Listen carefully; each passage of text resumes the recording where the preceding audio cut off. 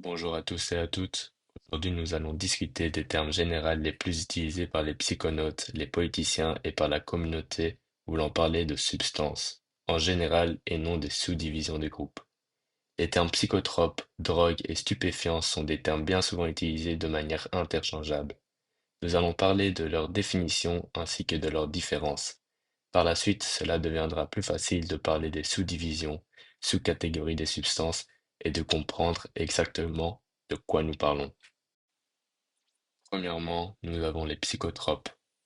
Le terme psychotrope vient du grec psyché, qui veut dire esprit, et tropos, qui veut dire direction.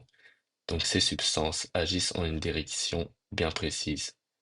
Par exemple, l'ecstasy peut agir en direction de la lumière. Les psychotropes sont des substances agissant sur le psychisme et le système nerveux central en modifiant la manière du fonctionnement biochimique et physiologique du corps et du cerveau. La biochimie est la science étudiant la chimie traitant les phénomènes vitaux et la physiologie, lui, est une science qui étudie les fonctions et propriétés des organes vivants.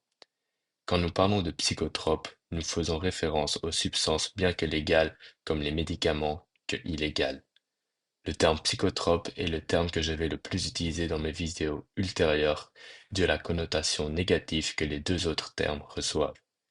Nous avons ainsi quatre catégories de psychotropes: les dépresseurs, les stimulants, les hallucinogènes et les neuroleptiques, ou également appelés les antipsychotiques. Les drogues, quant à eux, ont une connotation plus péjorative. C'est un terme général désignant toute substance psychotrope modifiant les fonctions physiologiques et psychologiques de l'organisme et agit donc de la même manière que les psychotropes sur le système nerveux central, donc les sensations, les perceptions, l'humeur, etc. Cela modifie donc la conscience et le comportement de l'utilisateur. La connotation est plus péjorative puisque ce terme indique qu'on a affaire à une substance toxique, susceptible d'entraîner une tolérance et une dépendance physique et ou psychique. Néanmoins, quand nous parlons de drogue, nous parlons également de substances légales comme les médicaments que illégales. Et pour finir, nous avons les stupéfiants.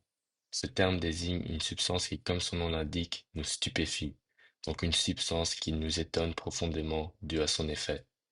Ce terme désigne donc toute substance toxique agissant sur le système nerveux central et peut potentiellement entraîner une accoutumance et également une dépendance physique et ou psychique, due à l'usage répétitif.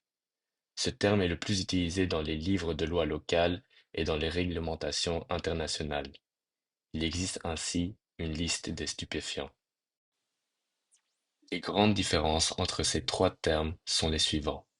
Quand nous parlons de psychotropes, nous parlons également de substances non dangereuses et non forcément toxiques pour le corps et le cerveau, comme par exemple les psychédéliques.